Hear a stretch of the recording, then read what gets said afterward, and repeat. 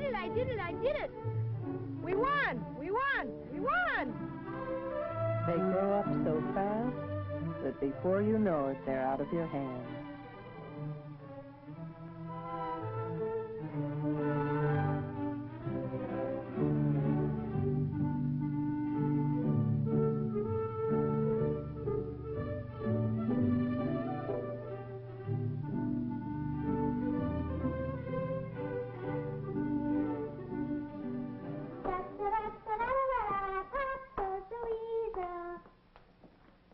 Goodbye, dear. Come right home after school now. Can't I stop at Shirley's house and play? All right, but home for supper. Okay.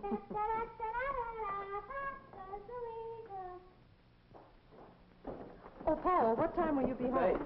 Tennis today. Goodbye.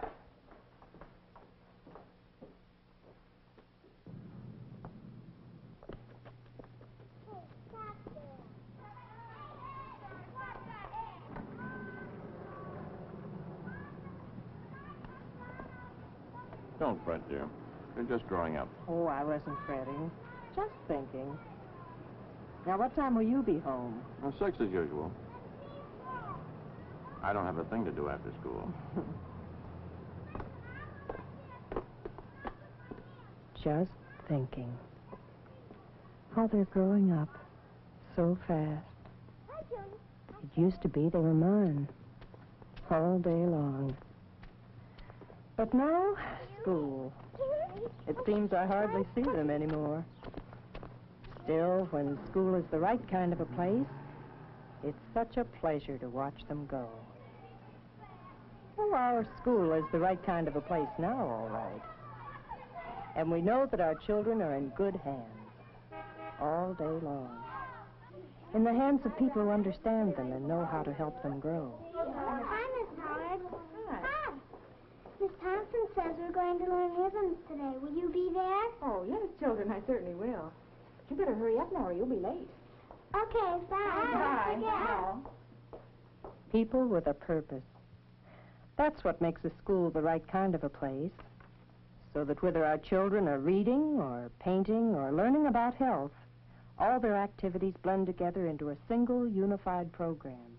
And we parents know that because of it, our children, all of our children, are getting a chance to grow and develop for effective living, now and in the future. But we haven't always understood how important physical education is in this program. And there was a time when we didn't understand that even the youngest children need help and guidance in their physical activity, just as they do in their other studies. Maybe we wouldn't understand it now if something hadn't happened 5 years ago. Something that began right in my own family when Paul was just 10 years old. Bye, Mom. Dad. Paul! You've forgotten your shoes again. Here. Okay. Have a nice day, dear. Bye.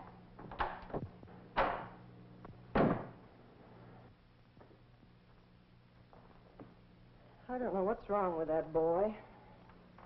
Now, don't start worrying about Paul. He's coming along fine. No, he isn't. He doesn't seem to take an interest in things. What things?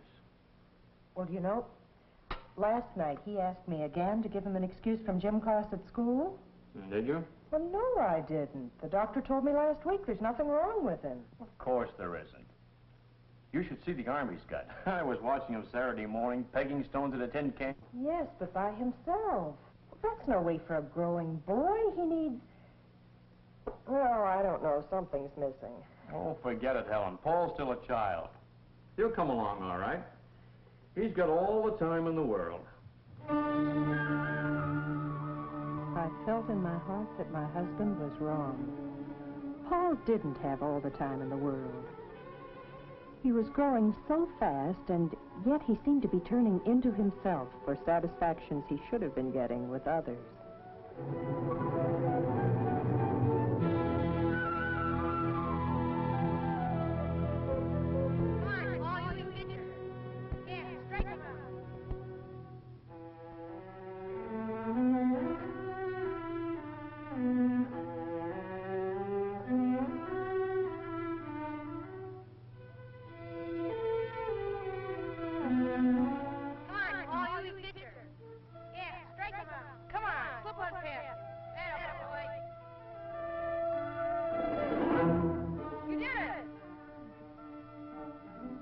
I knew that a growing child needs to feel the thrills of success and the approval of other children his own age, and that Paul wasn't getting the chance.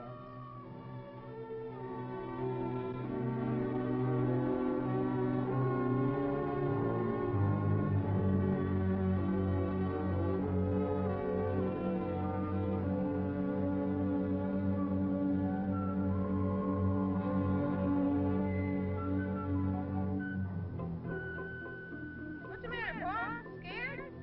Come on, Paul, what's the matter? No muscle? Aren't you strong enough? What's the matter? Come on! I knew that every youngster needs adventure and the right kind of challenges. Paul wasn't finding them where he should. Come on, Paul. I'll show you how.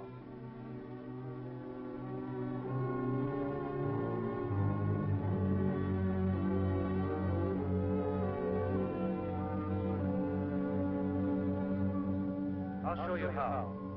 Now swing your feet. That's right. Now let go and reach. That's right. Let go and reach. Let go and reach. Let go and reach. Let go and reach. Let go and...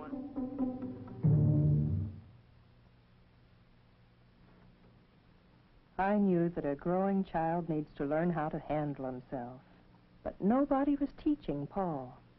He wasn't a happy child at all. I couldn't put my finger on what was wrong. But I wasn't alone. There were a few people in our PTA who had noticed that something was lacking in our school and who had been trying to do something about it. But it seems that they were in the minority. Those physical education classes are too crowded.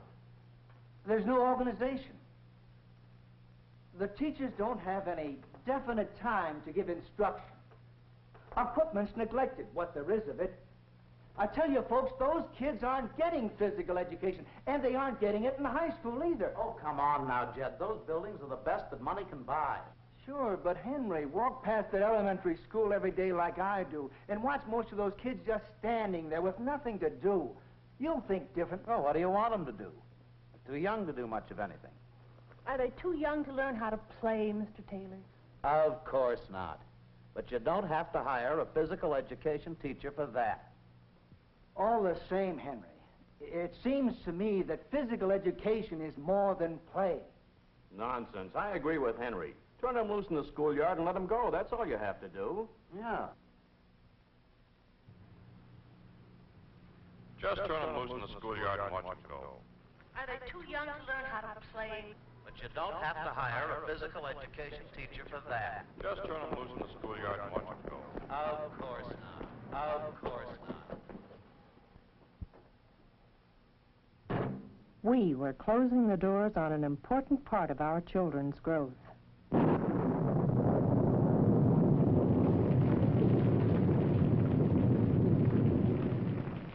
You could see it in their faces, particularly on days when there was no playground to fall back upon. There just wasn't anything for them to look forward to, except a confused, frustrating half hour in the gymnasium.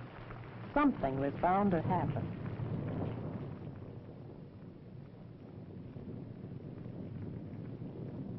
Oh, it wasn't the teachers' fault. They were doing their best to develop well-rounded, healthy personalities. And in the classroom, they had a program and definite goals in mind.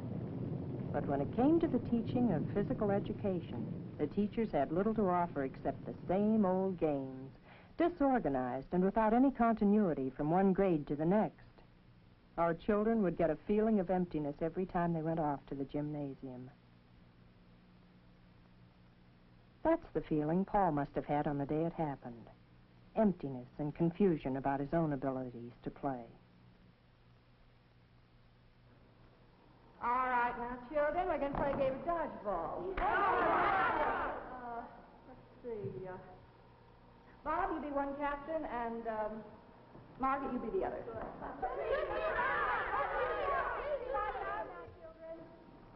All right, Bob. Good. Look out, Paul. Let me through. Yeah, you can throw. Get out of the way. Daddy. Come on, George.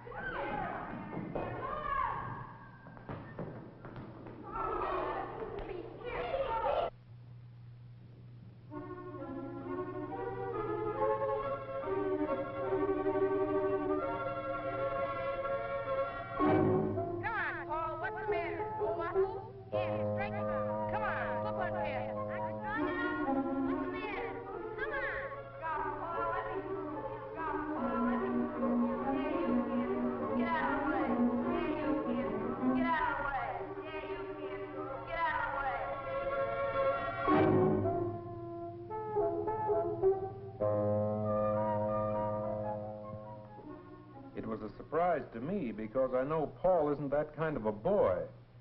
So that's why I thought it was best to ask you both to come in. Well, I've had a feeling that something was wrong, the way Paul's been going off by himself. And those shoes, always forgetting them. Paul isn't a stupid child. I know that, Mrs. Farrell. It isn't just Paul, is it, Mr. Keller? No, as a matter of fact, it's not. Then there must be another reason you asked to see us. There is, Mr. Farrell. You see, I too have felt that something was wrong. And I think I know what it is. And I believe this incident of Paul's shoes puts you folks in a position to help me set it right. Well, isn't it a matter of scheduling more physical education periods or something like that? Not quite. It's a matter of finding the right people to put a real physical education program into effect. Let me explain myself a little further. Teachers here are fine people. They're well-trained educators, but they haven't had special preparation for physical education. Like Frank Davis, for example, up at the high school. Well, can't he help out? Davis already has more than he can handle at the high school. Actually, he needs help, too. Well, you know, Mr. Keller, we've talked about this often enough at PTA, but we've never gotten anywhere. May I offer you a suggestion? Perhaps you could open up this whole question again at the PTA.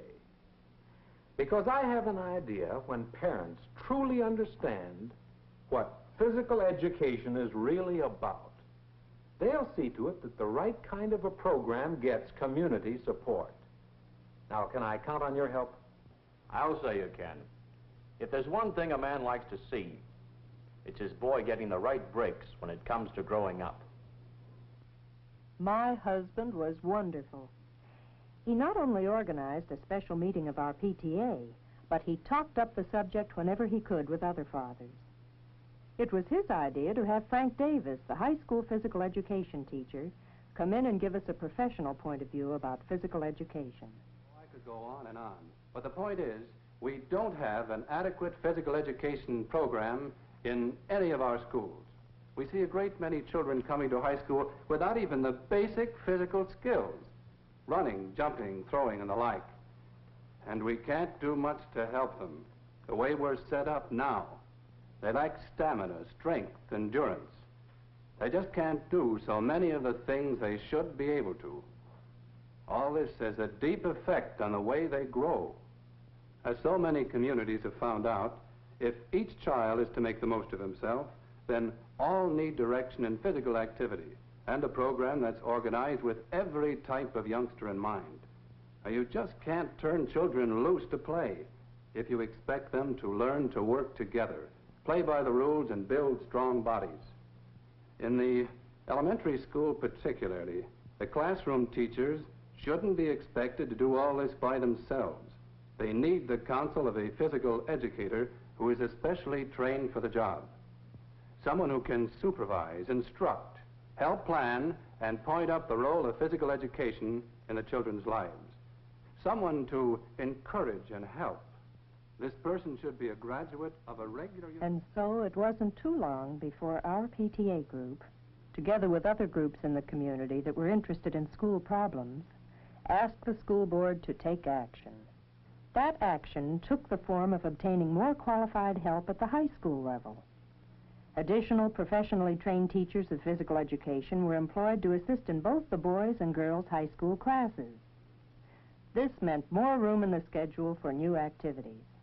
It also meant that now, for the first time, Mr. Davis himself was free to take responsibility for the direction of the entire physical education program.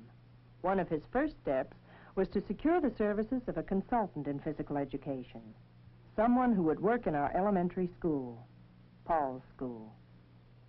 With the individual attention she was able to give to the pupils and the help she was able to give to teachers, conducting demonstrations, helping to plan activities and the like, we parents began to realize that at last our children would have their chance to grow and develop as children should. And that's what has happened, and has been happening ever since.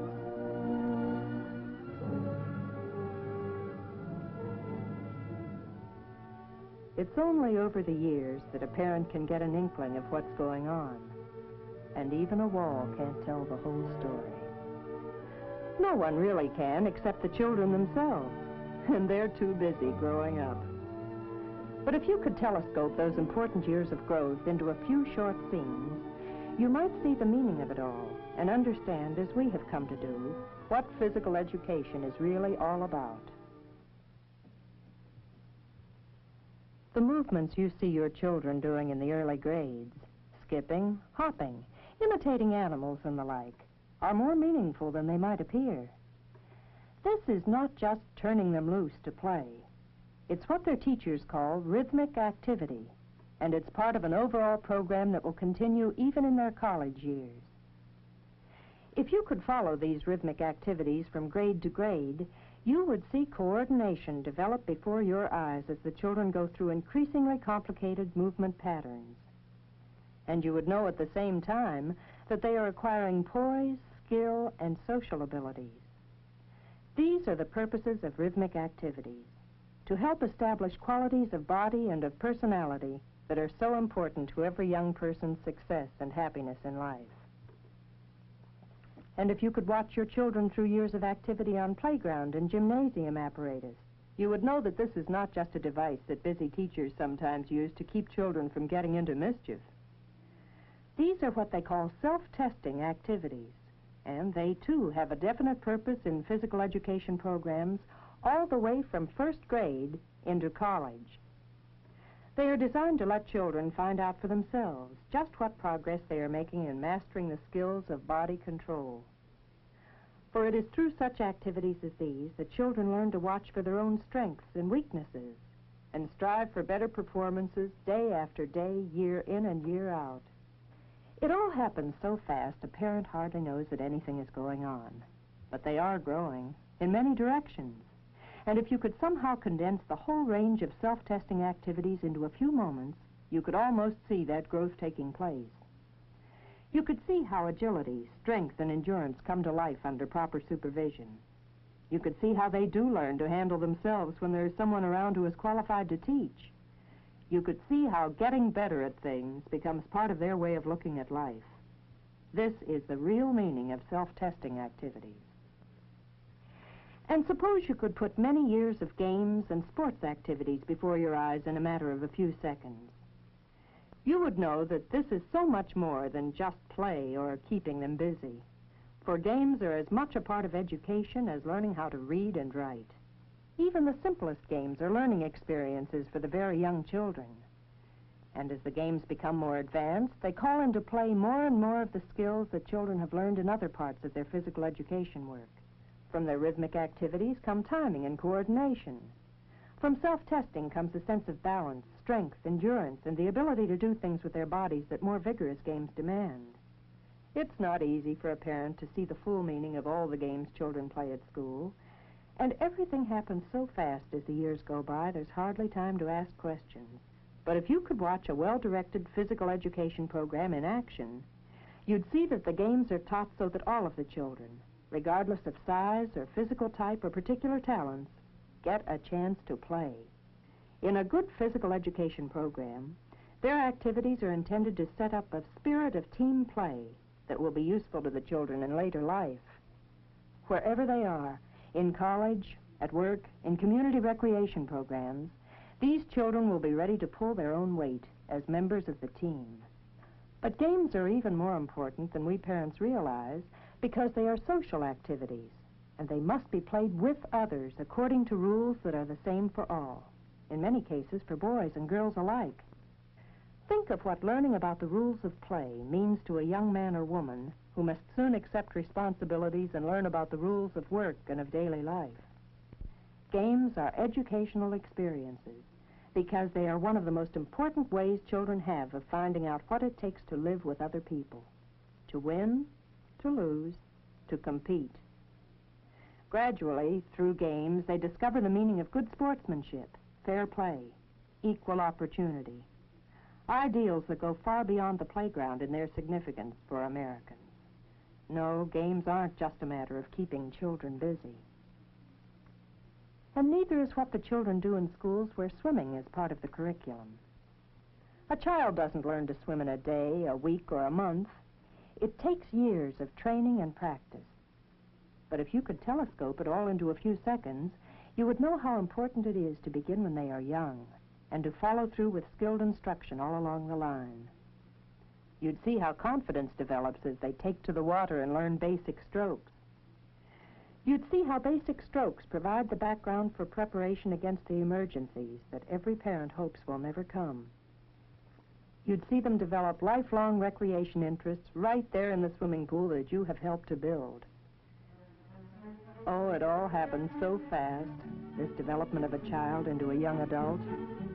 And a parent almost never sees what's happening until it's too late to do anything about it. But if you know your children have had physical education in a school where activities are coordinated in a definite program, then you can be sure that they are getting every chance to grow and develop as they should. Some of them may grow up to be the kind of athletes everybody looks up to and admires. Men and women who keep setting new standards of performance in every kind of physical activity event. Star performers like these come out of schools where the right kind of physical education was begun early, where there were challenges and a sense of the adventure of sports, where there was someone to help, where there was a chance for success and the approval of others. But most parents don't count on their children taking a place in the ranks of great performers. What we want most for them is that they grow up to become people who want to play, who know how to play, and who are good enough and who stay fit enough to enjoy a wide variety of physical activities. Some will be skilled, some won't. But what matters is that they'll be participating. For nowadays we are all coming to realize that people who like to play can usually get along well in the give and take of daily life. And that's what physical education is really all about. Hey, Johnny, I'm ready to go home. I'm glad we found that out. And as I look at our children growing so fast, I often wonder how many towns have not made our discovery that physical education is a community responsibility. It depends on many people, on teachers and school administrators who acknowledge the importance of physical education, on coaches and instructors who recognize that individual progress is on a par with team sports and the winning of trophies, on physical educators who know how to make a program work, and on parents who take action before it is too late.